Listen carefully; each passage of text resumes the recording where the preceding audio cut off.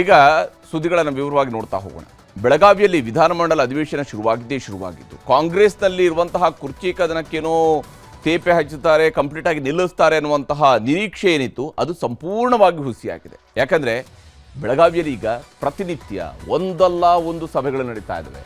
ಅದು breakfast meeting ಆಗುತ್ತೆ, ಅದು ಲಂಚ್ ಮೀಟಿಂಗ್ ಆಗುತ್ತೆ, ಅದಾದಮೇಲೆ ಡಿನ್ನರ್ಗೆ ಪ್ರತಿ ಡಿನ್ನರ್ ಇದು ಬಹಳ ಜೋರಾಗಿ ಸಾಗ್ತಾ ಇದೆ. ಇಲ್ಲಿ ಬಹಳ ಮುಖ್ಯವಾಗಿ ಉಪಮುಖ್ಯಮಂತ್ರಿ ಶಿವಕುಮಾರ್ ಅವರು ನಿನ್ನೆ ಡಿನ್ನರ್ ಮೀಟಿಂಗನ್ನು ನಡೆಸಿದ್ದು, ಅವರ ಆಪ್ತ ಶಾಸಕರು ಇದರಲ್ಲಿ ಭಾಗಿಯಾಗಿದ್ದು ಮಾತ್ರ ಅಲ್ಲದೆ ಇವತ್ತು ಬೆಳಗ್ಗೆ ಅವರೆಲ್ಲ ಮಾಧ್ಯಮದ ಮುಂದೆ ಮಾತಾಡುವಾಗ ಶಿವಕುಮಾರ್ ಅವರ ಶ್ರಮವನ್ನು ನೆನಪಿಸಿದ್ದಾರೆ. ಶಿವಕುಮಾರ್ ಅವರು ಈ ಅಧಿವೇಶನ ಮುಗಿತಾ ಇದ್ದಂತೆ ಮುಖ್ಯಮಂತ್ರಿ ಆಗ್ತಾರೆ ಅನ್ನುವಂತಹ ಭವಿಷ್ಯವನ್ನು ನುಡಿಯೋದಕ್ಕೆ ಶುರು ಮಾಡಿದ್ದಾರೆ.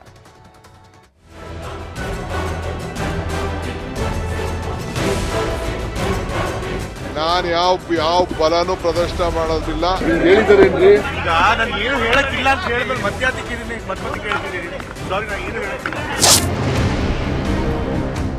ಒಬ್ಬರು ಡಿನ್ನರ್ ಮಾತ್ರ ಮಾಡಿದ್ವಿ ಅಂತಾರೆ, ಮತ್ತೊಬ್ಬರು ಮೀಟಿಂಗ್ ಏನಿಲ್ಲ ಎನ್ನುತ್ತಿದ್ದಾರೆ. ಇನ್ನೊಬ್ಬರು ಇದು ಸಮಾನ ಮನಸ್ಕರ ಸಭೆ ಅಂದ್ರೆ ಮಗದೊಬ್ಬರದ್ದು ಸಿಎಂ ಆಗೇ ಆಗ್ತಾರೆ ಎಂಬ ವಿಶ್ವಾಸ. ಕಾಂಗ್ರೆಸ್ನಲ್ಲಿ ಸದ್ಯಕ್ಕಂತೂ ಕುರ್ಚಿ ಕದನ ಎಂಬುದು ಮುಗಿಯದ ರಗಳೆಯಾಗಿ ಪರಿಣಮಿಸಿದೆ. ಉತ್ತರ ಕರ್ನಾಟಕದ ಸಮಸ್ಯೆಗಳ ಬಗ್ಗೆ ಬೆಳಗಾವಿ ಅಧಿವೇಶನದಲ್ಲಿ ಚರ್ಚೆಯಾದ್ರೆ ಸುವರ್ಣಸೌಧದ ಹೊರಗಡೆ ಭರ್ಜರಿಯಾಗಿ ರಾಜಕೀಯದ ಬೆಳೆ ಬೆಳೆಯಲಾಗುತ್ತಿದೆ. Siddaramaiah dinner versus DKShi dinner. ಒಗ್ಗಟ್ಟಿನ ನೆಪದಲ್ಲಿ ನಾಯಕರಿಂದ ಕುರ್ಚಿ ಜಪ.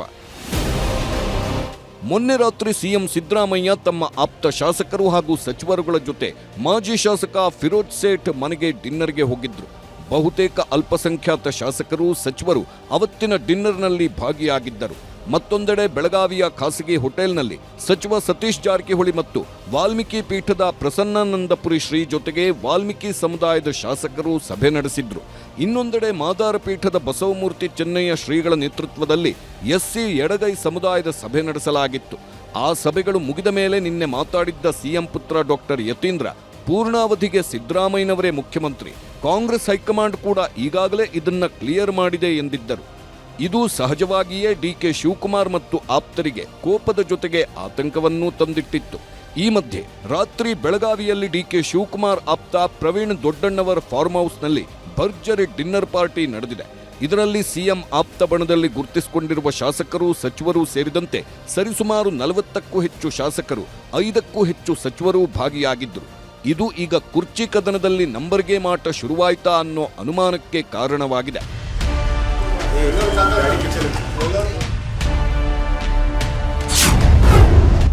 ಡಿನ್ನರ್ನಲ್ಲಿ ಯಾರೆಲ್ಲ ಪ್ರಮುಖರು ಭಾಗಿಯಾಗಿದ್ರು ಅನ್ನೋದನ್ನ ನೋಡೋದಾದ್ರೆ ಸಚಿವರಾದ ಎಂಸಿ ಸುಧಾಕರ್, ಮಂಕಾಳ ವೈದ್ಯ, ಕೆಎಚ್ ಮುನಿಯಪ್ಪ ಇದ್ರು. ಜೊತೆಗೆ ಎಂಎಲ್ಸಿ ಚನ್ನರಾಜ್ ಹಟ್ಟಿಹೊಳಿ, ಶಾಸಕರಾದ ಬಾಬಾ ಸಾಹೇಬ್ ಪಾಟೀಲ್, ಸಿಪಿ ಯೋಗೇಶ್ವರ್, ಗಣೇಶ್ ಹುಕ್ಕೇರಿ, ಎನ್ಎ ಹ್ಯಾರಿಸ್, ಶ್ರೀನಿವಾಸ್ ಮಾನೆ ಇದ್ರು. ಅಲ್ಲದೆ ಡಿಕೆಶಿ ಆಪ್ತರಾದ ಎಂಎಲ್ಸಿ ರವಿ, ಎಚ್ಸಿ ಬಾಲಕೃಷ್ಣ, ಇಕ್ಬಾಲ್ ಹುಸೇನ್, ಸೋದರ ಡಿಕೆ ಸುರೇಶ್, ಬಿಜೆಪಿ ಉಚ್ಚಾಟಿತ ಶಾಸಕರಾದ ಎಸ್ಟಿ ಸೋಮಶೇಖರ್, ಶಿವರಾಮ್ ಹೆಬ್ಬಾರ್ ಕೂಡ ಹಾಜರಾಗಿದ್ದರು.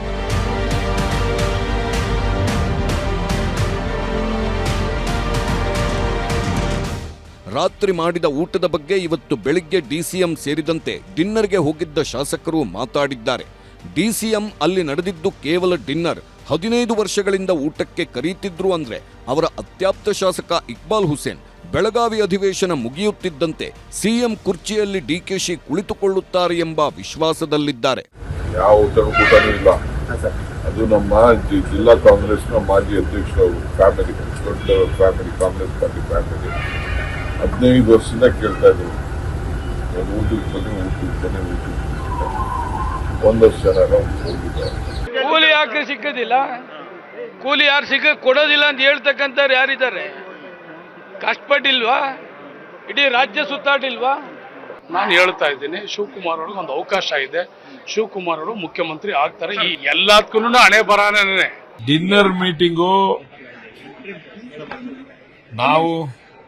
ನಾವು ಲೈಕ್ ಮೈಂಡೆಡ್ಸ್ ಎಲ್ಲ ಸೇರಿ ಒಂದು ಡಿನ್ನರ್ ಮೀಟಿಂಗ್ ಅನ್ನ ಮಾಡಿದ್ದೇವೆ. ಇದರಲ್ಲಿ ವಿಶೇಷವಾದಂತ ಅರ್ಥ ಕಲ್ಪಿಸ್ತಕ್ಕಂಥದ್ದು ಬೇಡ. ಡಿಕೆ ಶಿವಕುಮಾರ್ ಸಾಹೇಬ್ರೇನು ಡಿನ್ನರ್ ಅರೇಂಜ್ ಮಾಡಿರಲಿಲ್ಲ. ಯಾರು ಬೆಳಗಾಂ ಸ್ನೇಹಿತರು ಡಿನ್ನರ್ ಅರೇಂಜ್ ಮಾಡಿದ್ರು, ಎಲ್ಲಾರನ್ನ ಕರೆದಿದ್ರು, ನಾವು ಹೋಗಿದ್ದೆ, ಎಲ್ಲರೂ ಬಂದಿದ್ರು. ಊಟನೇ ಮಾಡಬಾರ್ದು ಅಂತ ತಪ್ಪೇನೆ. ರಾತ್ರಿ ಡಿಕೆ ಆಪ್ತರ ಡಿನ್ನರ್, ಬೆಳಿಗ್ಗೆ ಸಿಎಂ ಬ್ರೇಕ್ಫಾಸ್ಟ್. ಇನ್ನೂ ರಾತ್ರಿ ಡಿಕೆ ಶಿವಕುಮಾರ್ ಡಿನ್ನರ್ ಬೆನ್ನಲ್ಲೇ ಬೆಳಿಗ್ಗೆ ಸಿಎಂ ಸಿದ್ದರಾಮಯ್ಯ ಬ್ರೇಕ್ಫಾಸ್ಟ್ ಸಭೆ ನಡೆಸಿದ್ರು. ಬೆಳಗಾವಿಯ ಸರ್ಕ್ಯೂಟ್ ಹೌಸ್ನಲ್ಲಿ ಸಚಿವರಾದ ಶರಣಪ್ರಕಾಶ್ ಪಾಟೀಲ್, ಬೈರ್ತಿ ಸುರೇಶ್, ಮಧು ಬಂಗಾರಪ್ಪ, ಶಾಸಕ ಪೊನ್ನಣ್ಣ ಸೇರಿದಂತೆ ಹಲವರು ಭಾಗಿಯಾಗಿದ್ರು. ಸಿಎಂ ಬ್ರೇಕ್ಫಾಸ್ಟ್ ಮಧ್ಯೆ ಸಚಿವೆ ಲಕ್ಷ್ಮೀ ಹೆಬ್ಬಾಳ್ಕರ್ ಆಗಮಿಸಿದ್ರು. ಆದರೆ ಇದು ಬೆಳಗ್ಗಿನ ಉಪಹಾರಕ್ಕಾಗಿ ಸಿಎಂ ಬಂದಾಗ ಉಳಿದವರು ಜೊತೆ ಸೇರಿದ್ದೋ ಅಥವಾ ನಿಜಕ್ಕೂ ರಾಜಕೀಯ ಸಂದೇಶ ರವಾನಿಸುವ ಉದ್ದೇಶ ಇತ್ತ ಎಂಬುದು ಸ್ಪಷ್ಟವಾಗಿಲ್ಲ.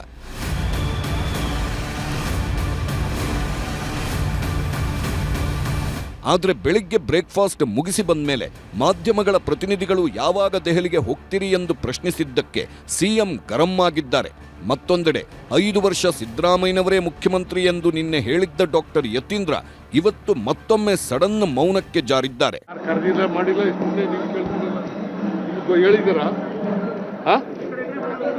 ಹೇಳಿದಾರೇನ್ರಿ? ಸುಮ್ಮನೆ ಕೇಳ 19 ತಾರೀಕು ಕರೆದಿದ್ದಾರ ಅಂತ ನೀನೇ ಹೇಳ್ತೀಯ. ಈಗ ನಾನು ಏನು ಹೇಳಕ್ಕಿಲ್ಲ ಅಂತ ಹೇಳಿದ್ಮೇಲೆ ಮತ್ತೆ ಕೇಳ್ತಿದ್ದೀರಿ. ಸಾರಿ, ನಾನು ಏನು ಹೇಳಕ್ಕಿಲ್ಲ. ಹೀಗೆ ಯತೀಂದ್ರ ಮೌನಕ್ಕೆ ಜಾರಿದ್ದರೂ ಅವರು ಆಡಿರುವ ಮಾತುಗಳು ಚಳಿಗಾಲದ ಅಧಿವೇಶನದ ವೇಳೆ ಕಾಂಗ್ರೆಸ್ ಪಾಳೆಯದಲ್ಲಿ ಬಿಸಿ ಹೆಚ್ಚಿಸಿದೆ. ಕಾಂಗ್ರೆಸ್ಸಿಗರಿಂದಲೇ ಯತೀಂದ್ರ ವಿರುದ್ಧ ಕಿಡಿ. ಈ ಎಲ್ಲ ಬೆಳವಣಿಗೆಗಳ ಮಧ್ಯೆ ಪದೇ ಪದೇ ನಾಯಕತ್ವದ ವಿಚಾರದಲ್ಲಿ ಗೊಂದಲ ಮೂಡಿಸುತ್ತಿರೋ ಯತೀಂದ್ರ ಸಿದ್ದರಾಮಯ್ಯ ವಿರುದ್ಧ ಕಾಂಗ್ರೆಸ್ಸಿಗರೇ ಗರಂ ಆಗಿದ್ದಾರೆ.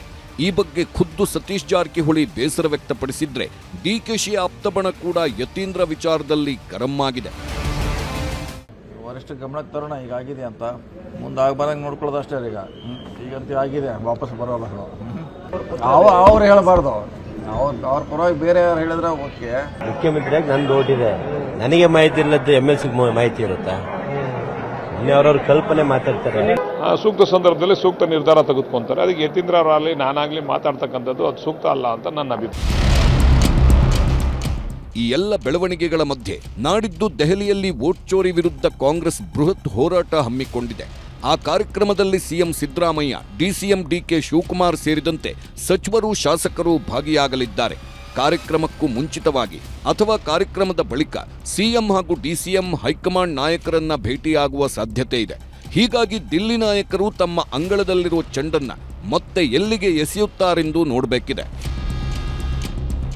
Bureau report, news 18.